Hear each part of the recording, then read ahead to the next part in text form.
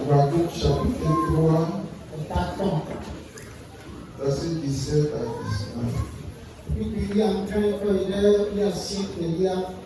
Habakkuk 3, le verset 17 à 19.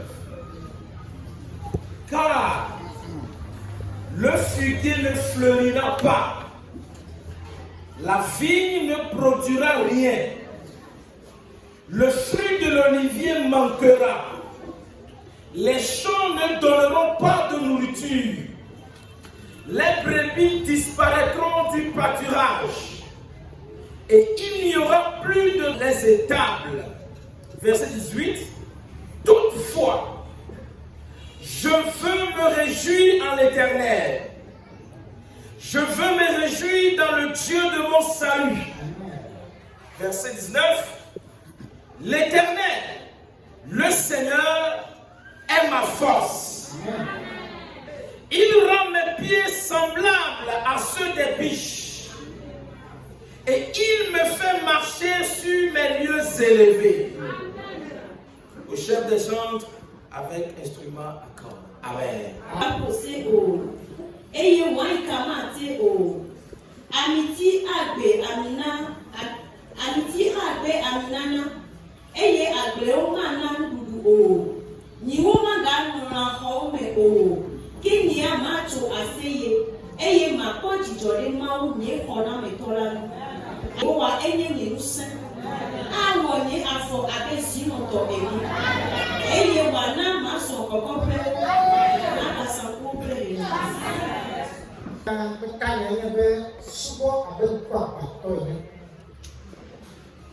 Autrement dit, louons Dieu même quand tout semble obscur.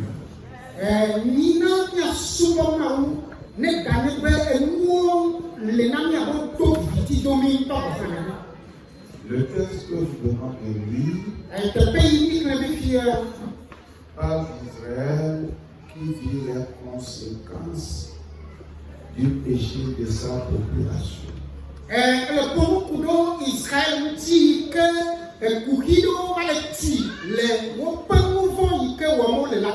Habakkuk, l'un des prophètes de ce temps-là, parle au reste d'Israël fidèle à Dieu.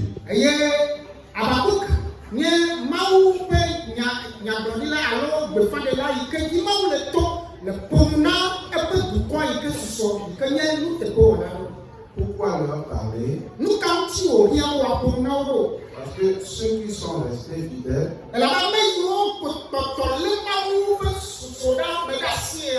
ne comprennent plus rien. Ils se demandent même si Dieu les écoute.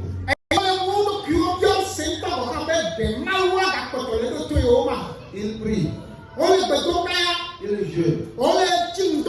Il n'y a pas de changement.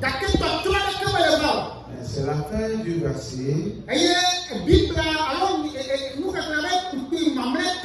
qui leur a donné la réponse. Quelle que soit la circonstance, nous devons adorer comme des aveugles. Qu'allons-nous retenir dans ces versets?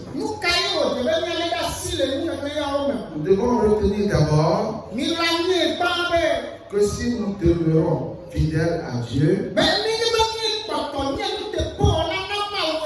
il nous arrive des temps de connaître la cécité spirituelle.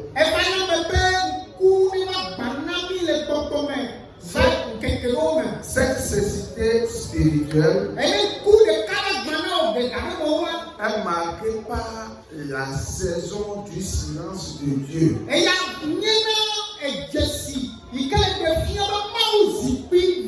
Alors on voit que Dieu est silencieux.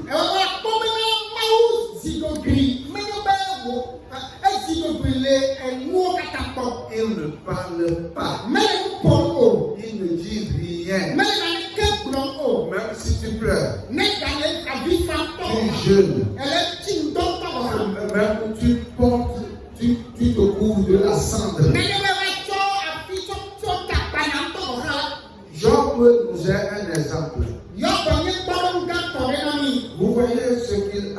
parcouru.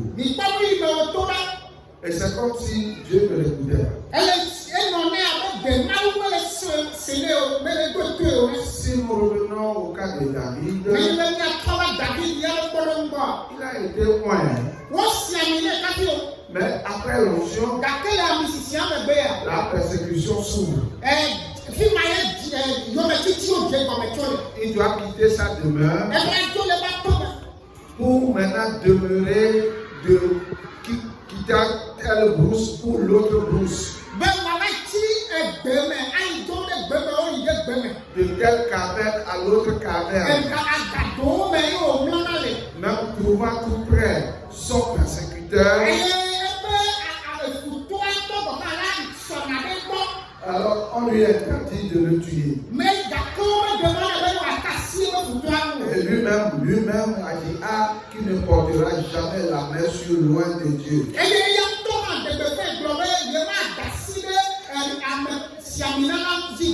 Il a prié comme quelqu'un qui prie ce matin. Il a dit dans le psaume numéro 13, le verset 1. C'est comme la prière de quelqu'un ce matin. Jusque à quand, Éternel, m'oublieras-tu sans cesse? Jusque à quand me cacheras-tu ta face? Saison du silence de Dieu.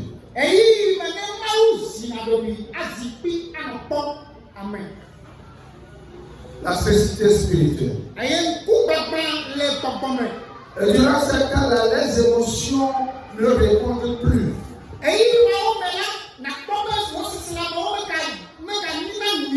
Tu pries, mais tu ne sens rien. Tu adores, mais pas de sentiment. Tu te poses la question de savoir à quoi vaut au juste l'adoration.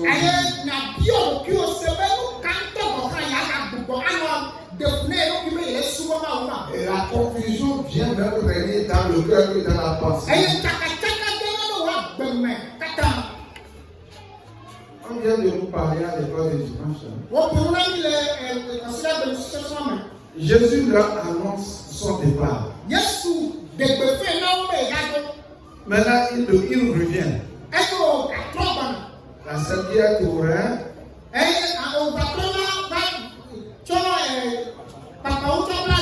Maintenant, il leur lave les pieds.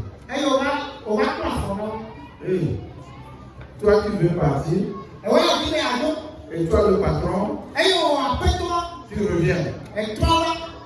Au lieu de nous consoler là, au lieu de nous donner des instructions, tu me laves les pieds à quoi faire? Ça a encore rendu confus surtout Pierre. Pierre n'a pas accepté. Mais il lui a dit, tu le comprendras plus tard.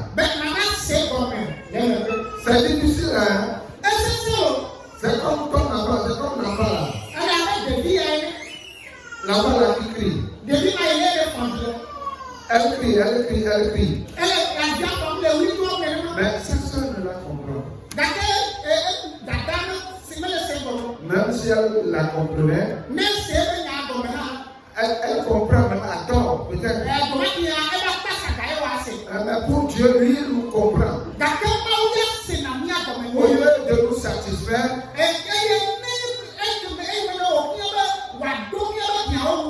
il nous laisse davantage dans le trouble.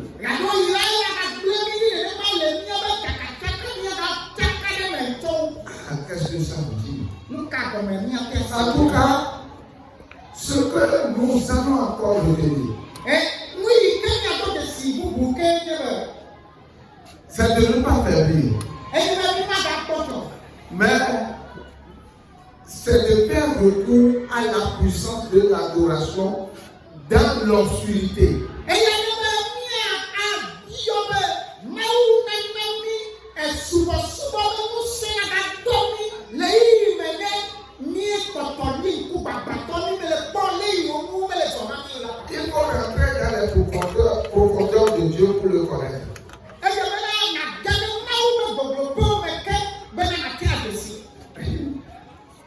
avant le dimanche passé, moi je critiquais Dieu.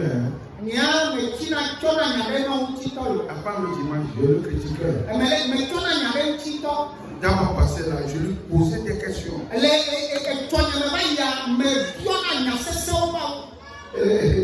Le dimanche passé, il y a de cela 7 ou 8 jours là.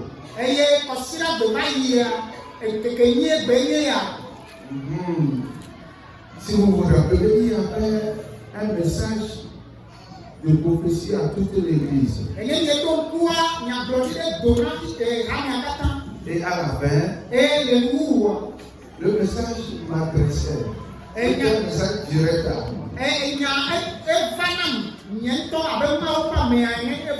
C'est moi seul qui comprenais. Parce que je l'avais critiqué. Et maintenant, il prend cette femme-là pour me donner la réponse.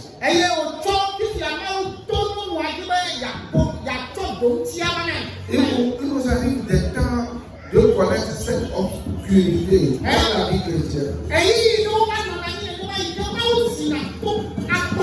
Mais qu'allons-nous faire? Il nous faut prouver notre foi par la résistance.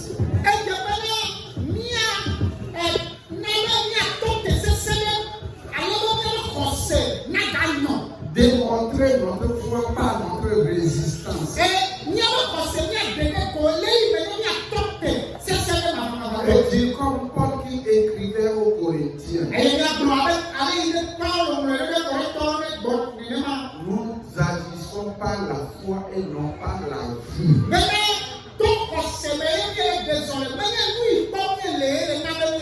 Et en agissant, nous devons garder notre confiance en Dieu.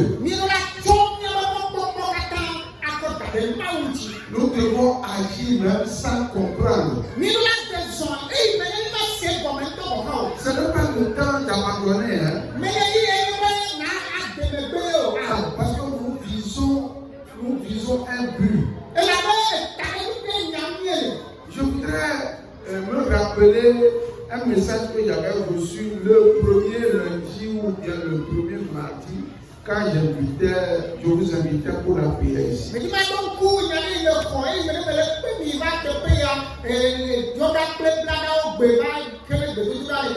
C'était en séance de prière comme ça. J'étais dans le coin là-bas et je recevais le message. Il y a des gens dans l'église qui me critiquent.